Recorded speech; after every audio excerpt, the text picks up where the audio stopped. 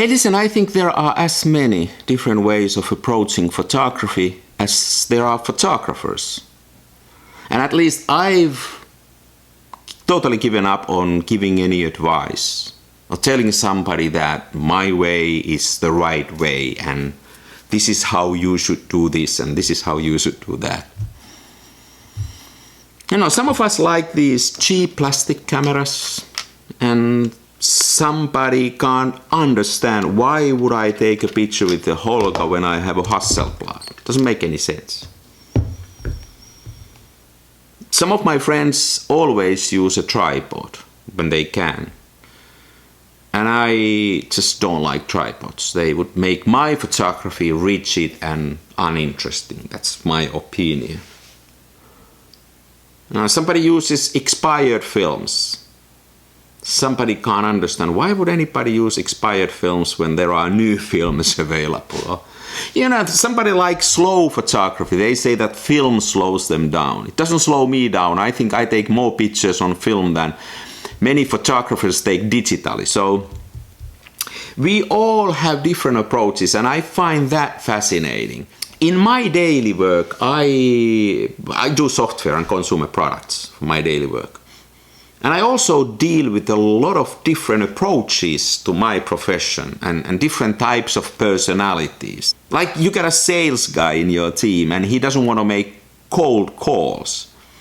And then you talk to him and you learn this person, and then you realize that he's really a people person and he wants to learn his customer. He wants to better understand what drives him. And cold calls are too rapid and too soon for him. He is not yet in the position of selling. So you put him into a sales system where you first build this customer relationship, and then only after that you start to sell, like a longer process. Maybe more like enterprise sales, if you will. Or you might have an engineer who is very opinionated about tools. And you get sometimes frustrated that it doesn't matter which tools you use, just get it done. But then as you learn this person, you start to understand that he really wants to be in control of his environment. He's a bit of a control freak. And without that control, he can't concentrate. So then you try to build an environment where this person can concentrate and have the tools that he wants. And then everybody is happy. Now, in my professional life, I've used several means and processes and tools to analyze different characteristics. And one of those tools is the myers-briggs type indicator. Some of you might know it. It basically puts everybody into a box and gives a label to you, like what type of a person you are. And then you can even post that on your name tag or somewhere that, you know, I'm this type of the person. So when you talk to me, take that into account. That might be a bit extreme, but you know, I've tried that too. So what is a myers-briggs type indicator? Wikipedia says about it. It's an introspective self-report questionnaire indicating different psychological preferences in how people perceive the world and make decisions. It enjoys popularity despite being widely regarded as pseudo-science by the scientific community. Yeah, it feels like pseudo-science to me too, but it's a lot of fun.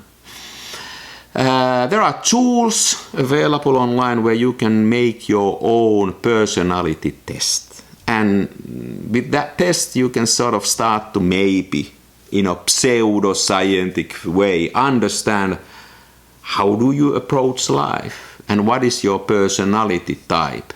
There are other types too, other tests too that you can take. One is the color code that puts people into 4 different color groups: red, blue, green, and yellow. And you know, red personalities are dominant, outgoing. Blue personalities are analytical, detail-oriented. Green personalities are cooperative and easygoing. And yellow personalities are enthusiastic and optimistic. And then these always merge, like everybody is a mix of these. They have a certain percentage or certain amount of different characteristics. We are sort of a blend of these. So Based on this, I thought I'll create my own personality type scaling for photographers. Because as I said, we all seem to approach photography from a totally different point of view. Don't take this too seriously. I mean, this is pseudoscience, if anything, now, the next couple of minutes. I created something that I call a hand model. H-A-N-D, hand model.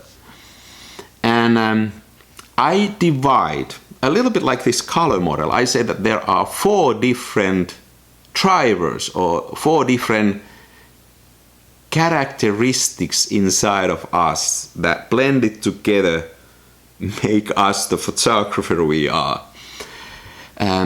First, there's a little bit of a high roller in each and every one of us. A high roller wants the best possible equipment and tools, knows how to get the best results, and I claim that a high roller typically photographs landscapes and sunsets. Okay, this other type is an artist. For him, it's all about the feeling. Then N, hand model, H-A-N, and that's a nerd. Nerd uses exotic left field equipment, works on his tools, fixes them, enhances them. And then finally, the type D. Doodler, loves the process and slow photography. Typically photographs fine art, minimalism. Hey, so I can now define these 4 archetypes of photographers. So, of course, like all the other models that thinks highly of themselves, I wanted to create a website where you can go and test yourself what kind of a photographer you are. And I put the link to the description page so you can go and do this test. Actually, to me, this was a trial to use Google Drive to host a website. Just, you know, for those of you who are into that. I took my own test and it gave me the following percentage. I'm 50% a doodler and 25% artist and nerd. And there is very little of high roller in me. I kind of like that.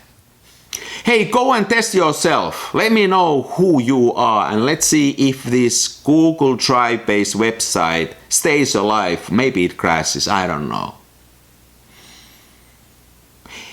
Hey, I make these videos on a weekly basis. You can't expect high quality every week. That would be too much to ask. So thanks for watching. Next time, something else. See you around.